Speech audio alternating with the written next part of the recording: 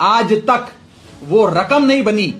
मैं साफ तौर पे कहना चाहता हूं, आज तक वो रकम नहीं बनी और वो शख्स पैदा नहीं हुआ जो राघव चड्ढा को, आम आदमी पार्टी को या अरविंद केजरीवाल को खरीद ले। चड्ढा जिस तरीके से आम आदमी के मुद्दे संसद में उठा रहे थे, सभी को ऐसा लग रहा था कि यही हमारा नेता है और यही हमारा मसीहा है, और लोगों ने इन्हें एक बड़े नेता के रूप में देखना शुरू कर दिया था। या बड़े नेता के रूप में इनको मानने लगे थे, क्योंकि उन्होंने वो मुद्दे उठाए तो आज तक किसी ने नहीं उठाए। इसमें कोई शक की बात नहीं, चाहे वो 1 महीने का मोबाइल का रिचार्ज का बात हो, या फिर एयरपोर्ट पर मिल रहे समोसों की बात हो, या फ्लाइट टिकट की बात, और भी बहुत सारे ऐसे मुद्दे जो राघव चड्ढा ने संसद में उठाए थे, जो आम आदमी से बिल्कुल जुड़े हुए। आपने राघव चड्ढा का एक शुरू में बयान देखा हो या सुना है, आज तक कोई ऐसी रकम न बनी जो राघव चड्ढा को खरीद सके या अरविंद केजरीवाल को खरीद सके। अगर कोई ऐसी रकम नहीं बनी है, क्या ईडी के डर से राघव चड्ढा ने आत्मसमर्पण कर दिया? राघव चड्ढा ने मजदूरों की या फिर मजदूरों के लिए, आम आदमी के लिए लड़ना बंद कर दिया? क्या ईडी के डर से राघव चड्ढा ने बीजेपी ज्वाइन कर ली? क्योंकि 2023 की एक न्यूज का एक पोस्ट बहुत तेजी के साथ सोशल मीडिया पर वायरल हो रहा है, जिसमें बीजेपी दिल्ली अपने ट्विटर अकाउंट से लिखती, दिल्ली के शराब घोटाले में ईडी की दूसरी चार्जशीट में राघव चड्ढा का नाम आया। याद रखना, अरविंद केजरीवाल एक भी भ्रष्टाचारी नहीं बचेगा। और 2023 के बाद से ही राघव चड्ढा के अरविंद केजरीवाल के साथ पहले जैसे संबंध नहीं रहे। कुछ न्यूज एंकर की माने, जब अरविंद केजरीवाल को ईडी ने गिरफ्तार किया था, सभी आम आदमी पार्टी के ने सड़कों पर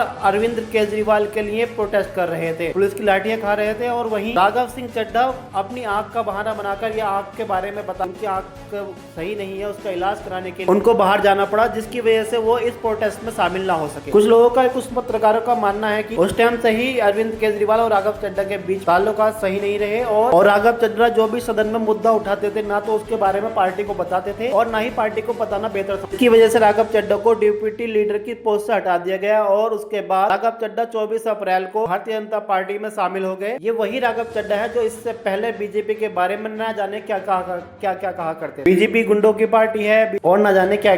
और मेरा ये मानना है कि बीजेपी एक गुंडों की पार्टी है, अनपढ़ गुंडों की पार्टी है। वो सिर्फ गुंडागर्दी करते हैं और पेट्रनेज देते हैं गुंडों को। और पार्टी बीजेपी, उसने वादा किया कि हम 2 करोड़ नौकरियां देंगे हर साल। जी, 2014 से 2023 9 साल हो गए इनको सरकार में। 9 into 2 18 करोड़ नौकरीज बनती हैं। 18 करोड़ नौकरी छोड़िए, 18,000 नौकरियां नहीं दी। भारतीय जनता पार्टी एक ऐसी वॉशिंग मशीन है जो बिना डिटर्जेंट पाउडर के ही दमदार सफाई देती है। एक तरफ से कथाकथित भ्रष्टाचारी डालो और दूसरी तरफ से क्लीन चिट निकलती है।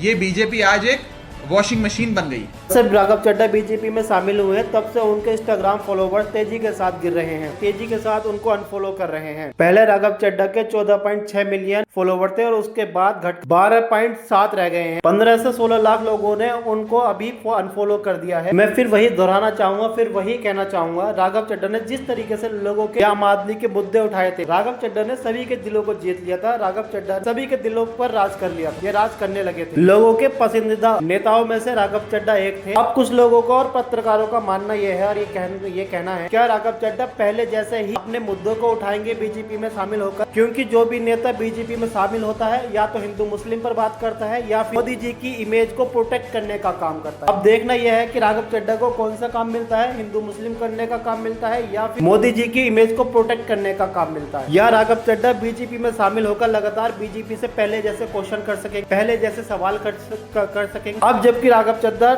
मौजूदा सत्ता में आ गए हैं या सत्ताधारी पार्टी में आ गए हैं, क्या आम आदमी का रिचार्ज 30 दिन के लिए पूरा मिलेगा? डिलीवरी बॉय की इनकम में इजाफा होगा, या फिर हवाई टिकट सस्ता होगा जो आम आदमी की पॉकेट के बजट में हो या उनकी पॉकेट रेंज में हो? पहले तो राघव चड्ढा सत्ताधारी पार्टी में नहीं थे, या उनकी पार्टी की सरकार सिर्फ पंजाब में थी, लेकिन राघव चड्ढा ने जिस पार्टी में शामिल हुए हैं, जिस पार्टी में शामिल होने का निर्णय लिया है, वो एक सत्ताधारी पार्टी है और अधिकांश राज्यों में उसी की सरकार है, और भारतीय जनता पार्टी का ही मौजूदा हाल में प्रधानमंत्री है। अब देखना यह है कि राघव चड्ढा भी हिंदू मुस्लिम या फिर मोदी जी की इमेज पे प्रोटेक्ट करने में लगते हैं, या फिर राघव चड्ढा ने जो मुद्दे आम आदमी के लिए उठाए थे, क्या उनमें से एक भी मुद्दा सोल्व कर पाएंगे, या उस प्रधानमंत्री से चर्चा कर उस मुद्दे को, उस समस्या को जड़ से खत्म